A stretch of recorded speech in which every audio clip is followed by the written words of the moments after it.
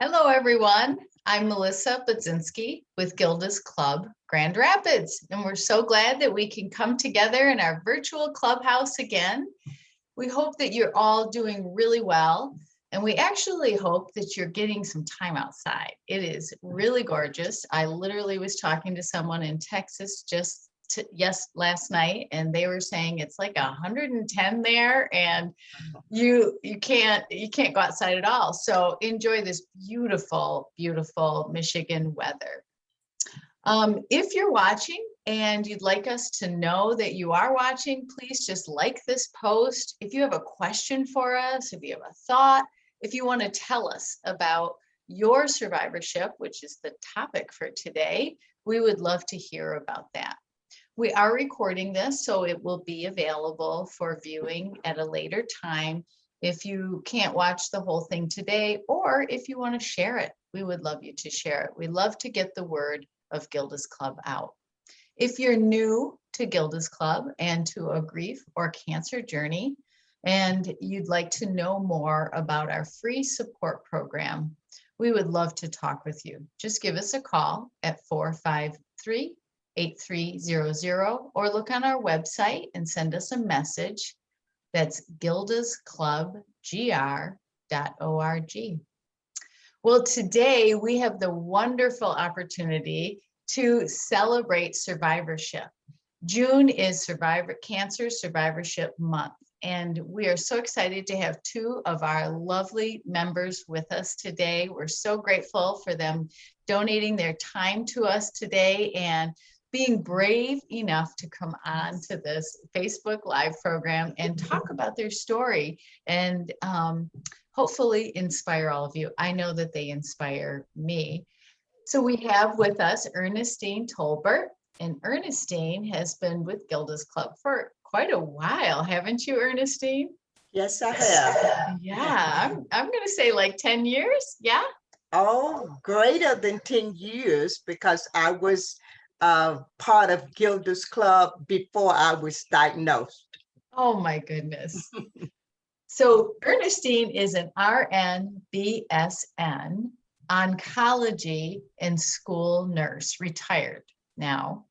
So hopefully enjoying that retirement.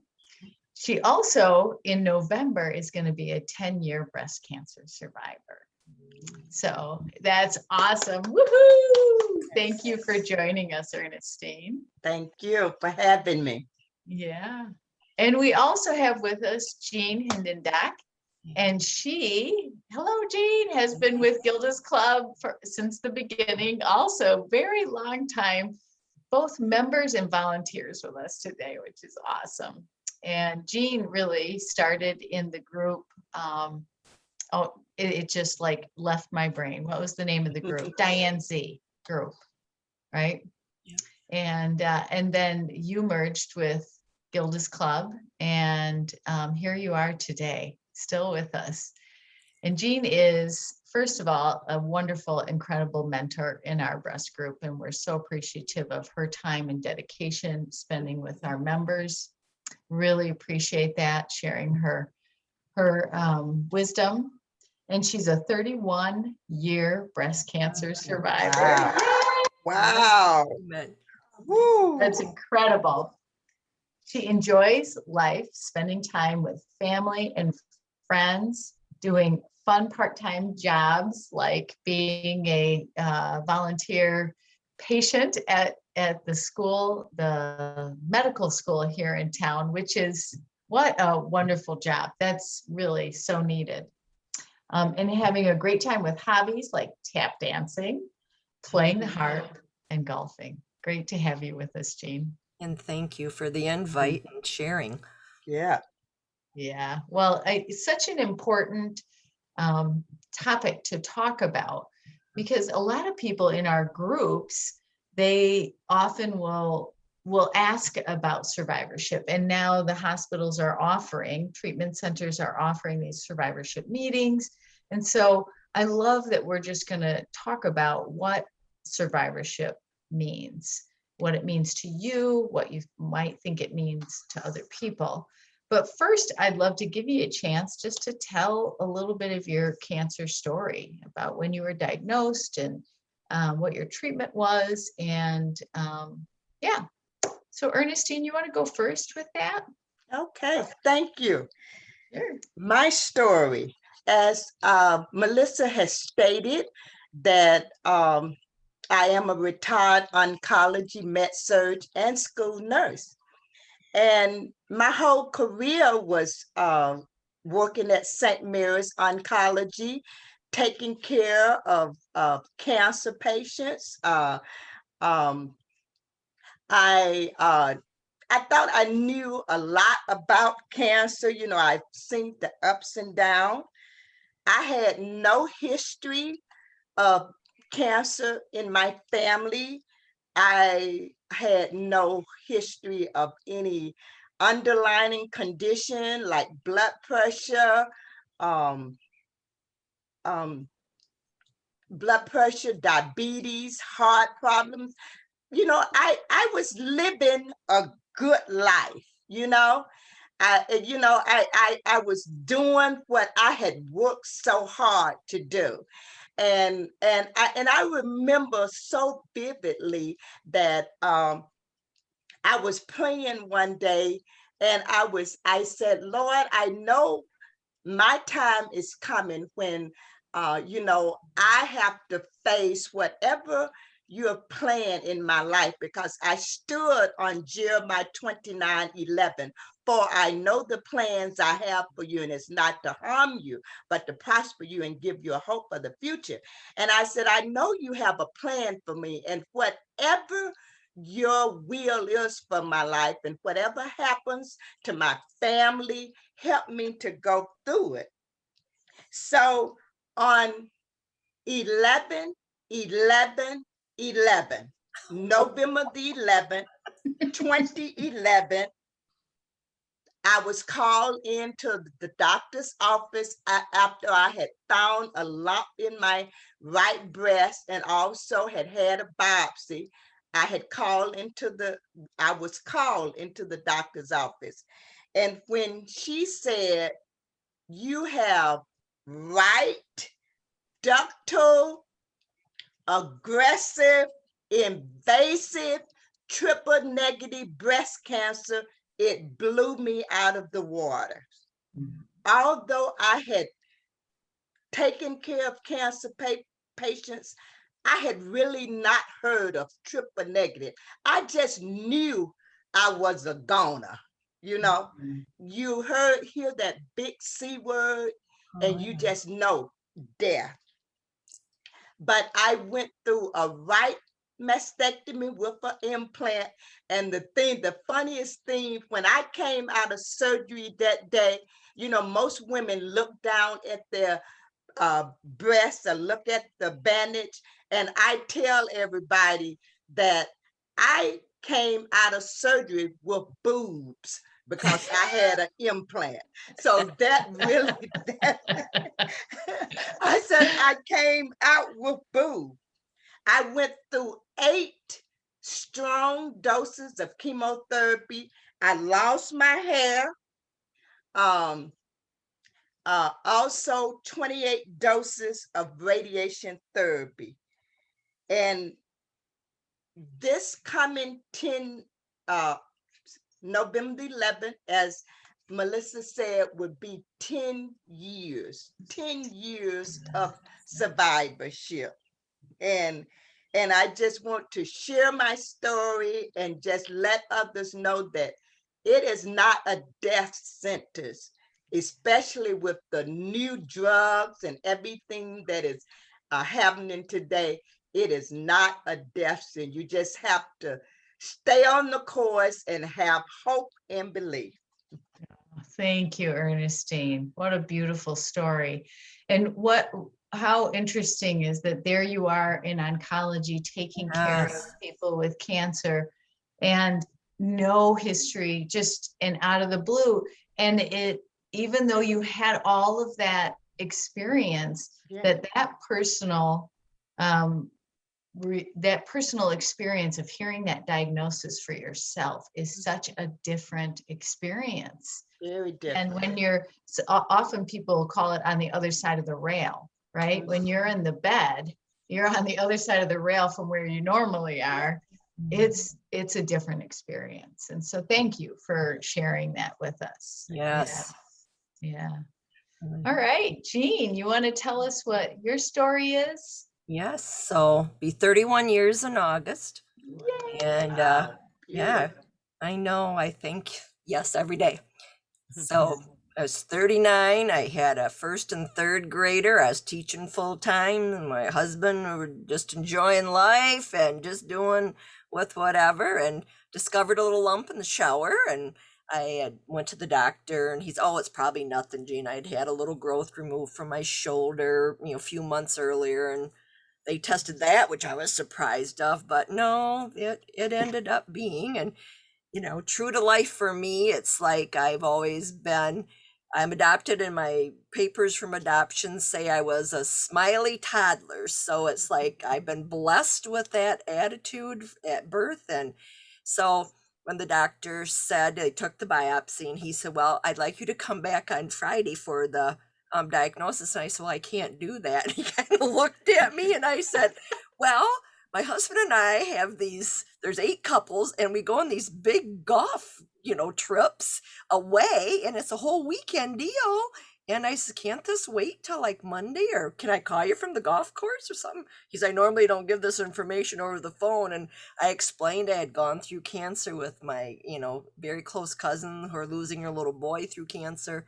And I said, I'm a very upfront person. So we went golfing, and he said, I could, call him from the golf course. So it was funny. The girls that day, the girls were all out on their outing, the boys on theirs. So we got in, and I called, and he goes, I'm sorry to say, yes, Jean, it is positive. And we made our appointment for the next week. And I said, I cried a little bit and the thing, went out and met Steve in the hallway and told him. And it was like, okay. And then I went and got the award for the most putts that day. Stuff. So it was like, okay, Lord, whatever. But my mother was home with the girls, and we got here. And so, to share that. And that's another thing about, survivorship. What do you share, and when do you share? And so that whole thing, some are private, some choose whatever and how we're going to do this. But so anyways, it was ductal carcinoma in situ invasive. And so it was like, I should say, in situ, my biopsy, first of all, they said was in situ. So I'm thinking, okay, that's kind of like a 0 out of 0 to 4. But when they actually got in there, I was stage 2 invasive. So I always say the biopsy is only as good as the piece they get, because there can be more than one kind, by each other. And so it was kind of like, I was blessed with a wonderful, surgeon, and he just reached across the table and put his hand on my hand, and he said, Jean, he said, we'll get you through this. And I thought, okay. And so it was good. And so, I mean, it was great. Because of the support I had, I right away in hospital, they gave me, to join a support group. And it was like, okay. So I did 6 months of chemo, did the hair trick, and I did 41 treatments of radiation. And then 10 years, I'm sorry, it's supposed to be 10. It ended up only being 5 years of the tamoxifen. And then I did only a lumpectomy at the time, because it was, I just didn't want any more surgery and all the big stuff. And I just said, I've had enough, with whatever. And interesting enough, several ladies along the years that I've mentored have said, they didn't know whether they wanted to do anything or not. And I said, well, I chose to wear a prosthesis through all those years. I'm not one to share my breasts with everybody. And so from the outside, it looks like we're good to go. And so it was like, great. But one of the ladies that came one time, and I said to her, well, there's talk about fat grafting. And if that ever comes to Grand Rapids, hey, you and I could be candidates, because almost everybody else has something done. Well, sure enough, that's what happened. So then 7 years ago, then I went through 3 series, 7 months apart, of some fat grafting. And to fill in, the space. And so it's very interesting, what the improvement is and what I've seen over the years. But that's pretty much it, follow faithfully, being, checked. And I always say I kind of scatter my physical with my regular doctor, to my mammograms, a different time. And I always ask for the nurse to do a breast check because, once a year, you just don't know. So I felt like if I could stagger the months and here's my doctor doing a visit, I could have the nurse, doing, the one when I go for my mammogram. So any opportunity I have. And the other thing I did also was mammo hop, what I call it, because with all the years I meet girls with going to different places, and I wanted to see how different it was at different places. So anyways, that's my story, and that's what keeps my boobs happy and me happy. That's great. Thank you for that story. So what do you think survivorship means to you? And when do you think it starts? When do you think you become a cancer survivor? Ernestine, what do you think? Okay. What do survivorship mean for me? Survive. You look at the word survive, which means living, growing, and not only being alive, but able to know who you are, to know your surroundings, to be able to function as you have been functioning, do some of the things that you have been doing, being thankful every day. The Lord opened your eyes to see that day, because it could have not been. I have been at the gravesite of many of those who was diagnosed before me and after me. So surviving, just not being here sitting on a log, but surviving, enjoying life, you know, uh, uh, I myself, I believe in the word. It's a choice to be joyful. Happy comes and happy go, but you have joy when you know that you are alive. You can function. You can enjoy your family. And you ask, when did I know that I was a survivor? Uh, uh, the most people say you are a survivor the minute after you're diagnosed. If you're diagnosed, you are a survivor. If you live a minute after, you are a survivor. But and like everyone knows that, as I stated before, when you hear the C word, the cancer, you know that it is death. That's what you think, death, I'm gone. But when did I know I would survive? I stood on Jeremiah 29:11, and it was so funny. When I was diagnosed, I was saying to the Lord, Lord, I didn't mean for you to bring adversity in my life. I meant somebody else. But the Holy Spirit spoke to me and said, why not you? You say you believe my word, so you got to put your money where your mouth is. Do you believe that I will take care of you and bring you through this? And even if I don't, you have eternity with me. You have eternal life with me. So I had to shut up and just trust him. And especially when they told me that I did not have any, the cells was not found outside of my breast, or the sentinel nodes of the nose right next to the cancer site. It was no breast cancer cells in those. And also it had not, as they know of, had not spread in any part of my body. So each day I was alive and doing and taking chemo, and I never stopped working. I would go to my chemotherapy and go to work the next day. And my daughter bought me uh, uh, soup because they said you would not have an appetite to eat, so get soup. I think I got one can in my closet right now just to remind me that I did not have nausea. They would say, what about eating? I said, yes, I'm on a seafood diet.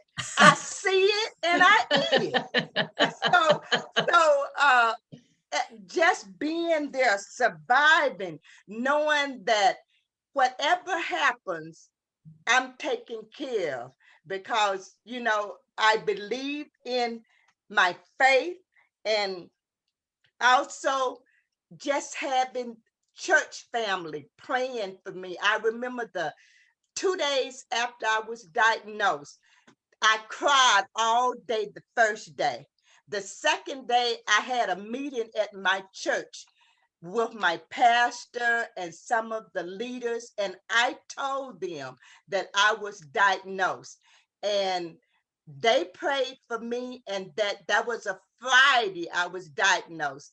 That Sunday, my pastor brought me down to the altar, and he asked anyone who had been associated with cancer to come down and pray with me. And after that prayer, it's like a big burden, a big heavy load had raised from me. And I had hope and just continued to believe and trust God from that point on. So maybe that was the moment you became a survivor, huh? Yes. Yeah, that's really cool. Thank you for sharing that, Ernestine. Wow. Yeah. Yes. Jean, what about you? Well, I've been asked this question and it has come up over the years. When do you consider yourself a survivor? And everybody Yeah. seems to have what feels right, and within themselves, and they can always substantiate it. And for me, it happened to be the day I had surgery. So, because I figured, okay, got it up, got the big part out. They took like 14 nodes, they're checking all this. But then I could surpass and say, I'm on my way to, getting this taken care of. I got the bad out, what should be in there, and now it's just what to do with that. So for me, that felt right. So that's the day that I celebrate. And for me, survivorship means just many things because it has changed over the years.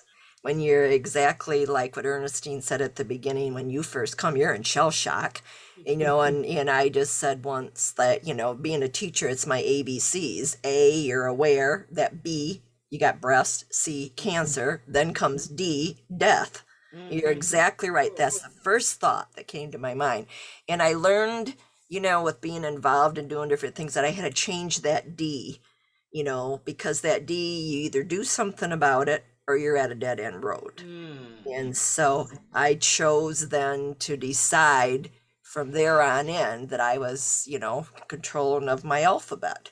So I could kind of, choose what to be.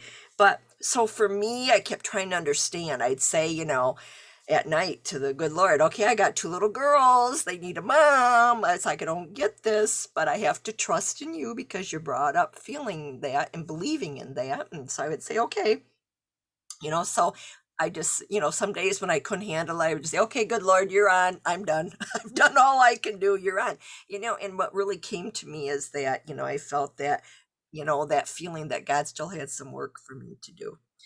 And so it was like, I've been blessed with time. And like you say, people that don't have that time.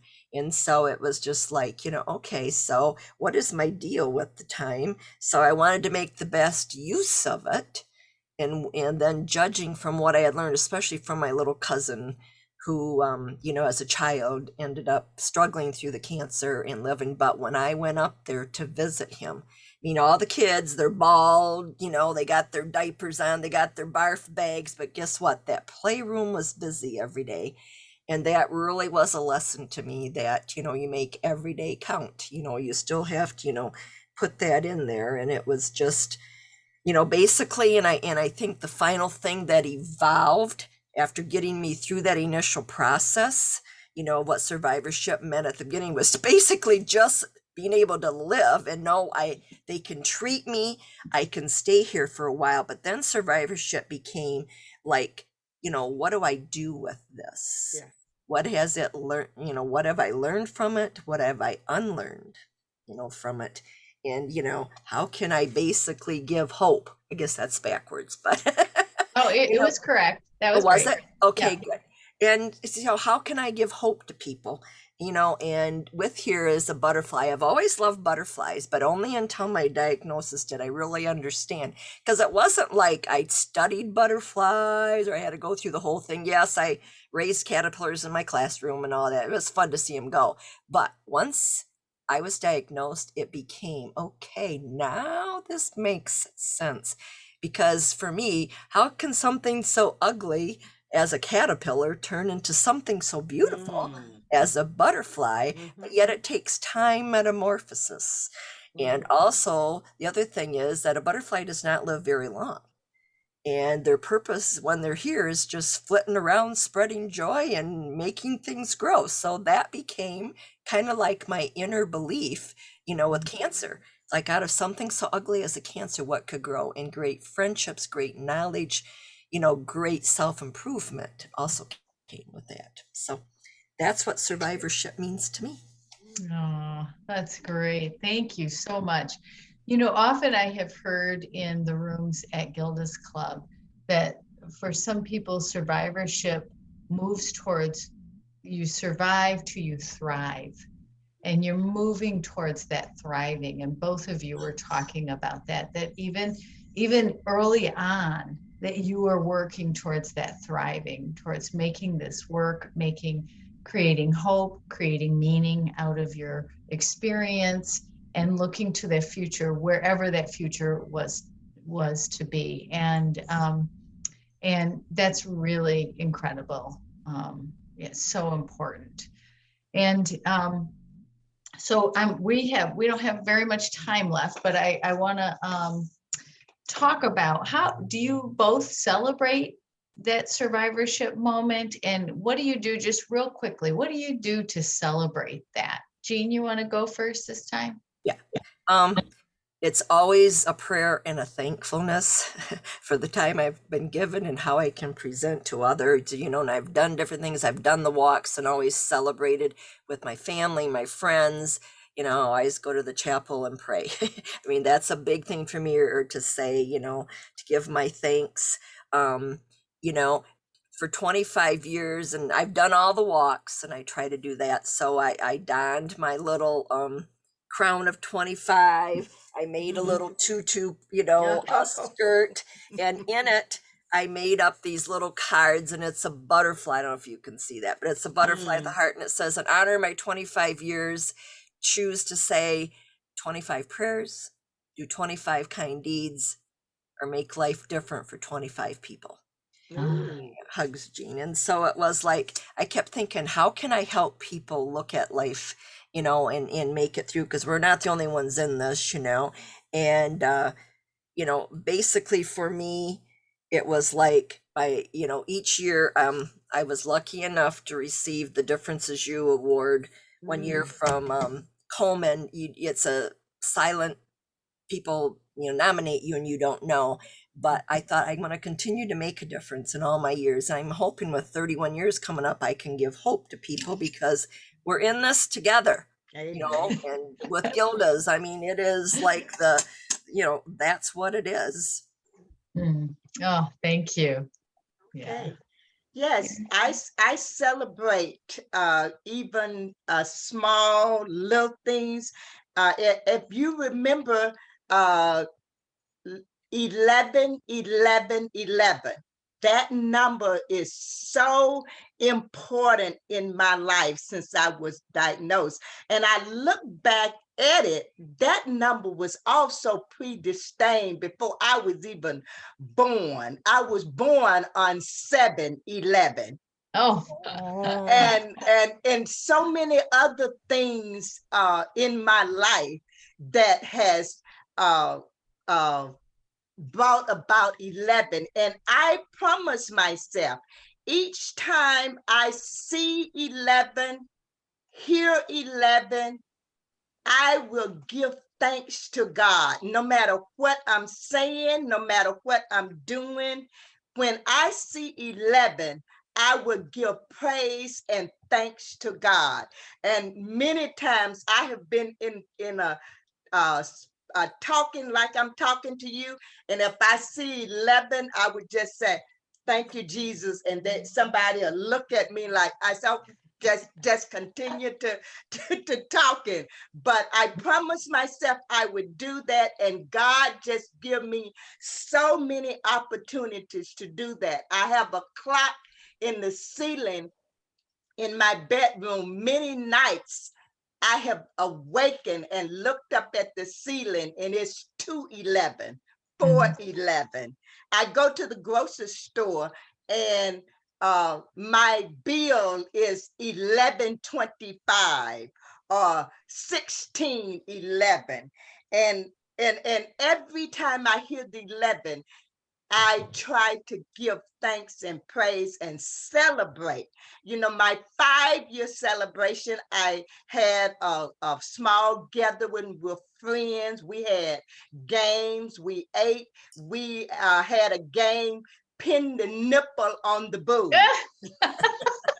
So I don't know what I'm going to do for 11/11 coming up. So watch out. It's going to be a celebration.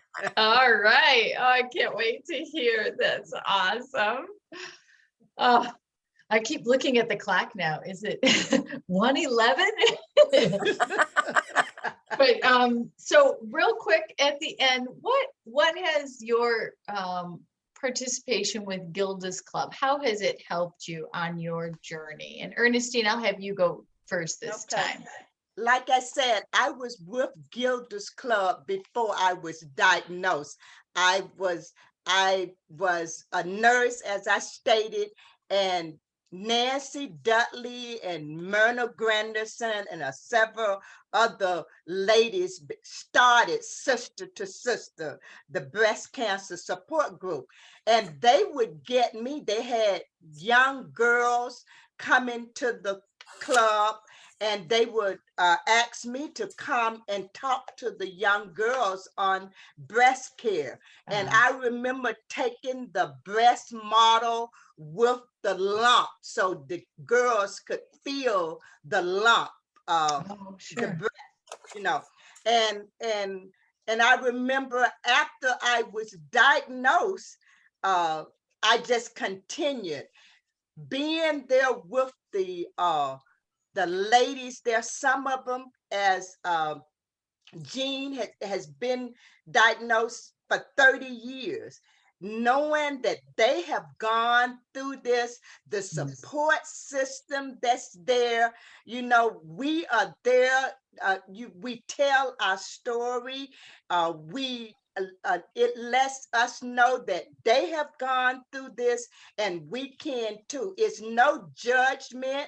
We cry with each other. We pray with each other sometimes, you know, but it is just a support group, knowing that you are not alone. You are not going through this alone. And a lot of times hearing their stories encourage you. You know that there is someone who have been where you're trying to go, know that they have made it, and so can you. And Gilda's Club has been there.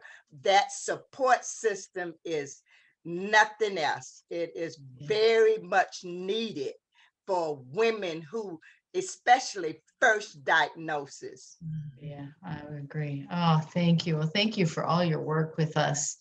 And not that I'm glad that you got to see both sides of that, but I'm glad that it was there for you when you were diagnosed and that you could lean into that. Yeah. Oh, thank you. All right, Jean. Well, I think it can be summed up in some pretty, just one word things, hope. When they look at us and they just come, all they want is hope. Yeah. And when they first come, we can educate, because there's many things that we bring out at Gilda's and, share in our group that they haven't seen anywhere or learned anyway. So what, we have learned, we can educate them. We can be a support. They need to know that we see them and that we hear them and that we're with them. And I think that's, what that gives us. And, Gilda's theory just fits right into mine. You always like, okay, it was like laughter's the best medicine. Well, you need to learn to take care of yourself. And, there is a lot you want to make a difference, and it was like somebody gave me this little saying here. It's a little butterfly and it says, I'm a survivor, bless this day. And so I say you have to make every day count. And I've made up this saying. It's my favorite saying, and that kind of sums my purpose to stay in Gilda's and to stay involved in the, as one of the mentors, because someone was there for me and it got me through. And I want to continue to offer that when I can. So my saying is, since we know not the time nor the day, until then, Jean's going to play. And so it's like, because if today's my day and I'm going out today, I'm going out on a high note. I want it to be with whatever it is. And for some people, that's just all they can do is smile and hold their hand, because it may be near the end of their life here, but it isn't the end of their life inside, because that carries on, with many people. So I hope our survivorship does all that and carries on, and people like you and Gilda's and Melissa, you running our group and making everybody know that they're part of that group the minute they walk in. So Thank you. Beautiful. Yeah, and we so often hear exactly what you're talking about in the rooms, is that just knowing we're not alone, that there are other people, having a place that's safe, confidential, non-judgmental, that you can just say whatever you need to say, and that people are there to listen, to hold your hand, to talk with you, to walk with you. And yeah, it's a special sense of caring. Yes. And it makes it different, because I'll see other cancer survivors, and I'm sure you do too, Ernestine, that, maybe it's not your cancer, your type, or with whatever. I don't care. It's a thumb to thumb, because there is something. That touch, that knowing that you are there. Yes. Yeah, that's right. Oh, that's great. Well, thank you. And I will say that Gilda's, as a staff person, and I don't have cancer, but certainly everything that I hear in the rooms, first of all, is such an honor to walk with people in sometimes some of their most vulnerable moments, and to be in the room and just hear those things and to be a part of that process. And then the second thing is I learned so much that I can apply to my life in so many ways, in my own experience with my own health, or helping someone else with their health. Just always. So the hope and the learning doesn't just happen for the other members in the groups, but I think it happens for the staff, the volunteers, it just keeps extending out and has this great wave or ripple effect out into the community. And really it starts with people like the two of you, who are so dedicated and so honest and open and willing to talk about your experience, and then to help others with theirs. And so appreciative. Well, I think we were born educators, Ernestine, right? And we're going to educate. Yeah, That's, he knew the plan. Yeah, that's right. That's what one of our, feet were planted in, and that's what, we need to do. And that's what it happens, Yeah. No, well, thank you so much. And congratulations. I'm just so excited to celebrate both of your survivorships with you. And Yeah, I'm going to start seeing 11s everywhere, Ernestine, and butterflies. These are two things that are going to happen today. I already know it. I know. Know it. And That's why I said 11.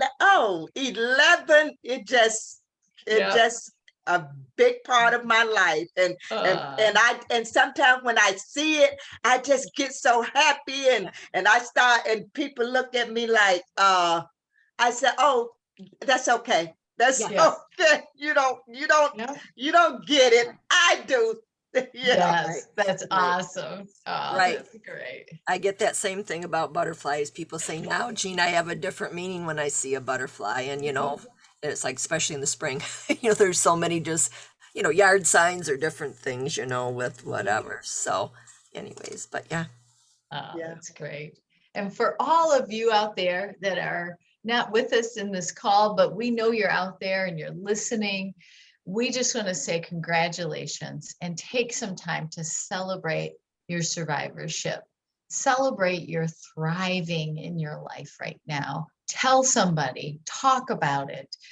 Maybe even just eat a cupcake with yourself. Do something, mark that moment in celebration of your survivorship. At Gilda's Club, we often talk about the moment that you learn you have cancer, you are a survivor.